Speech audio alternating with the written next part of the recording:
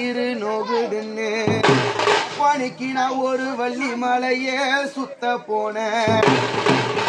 என்னோட அடி வயிறே நோகுதுன்னு ஓ எங்களை பாசமா வளர்த்த ராஜா, எங்களை பாசமா வளர்த்த அப்பானிக்கு நான் ஒரு வள்ளி மலையே சுத்த போனேன்.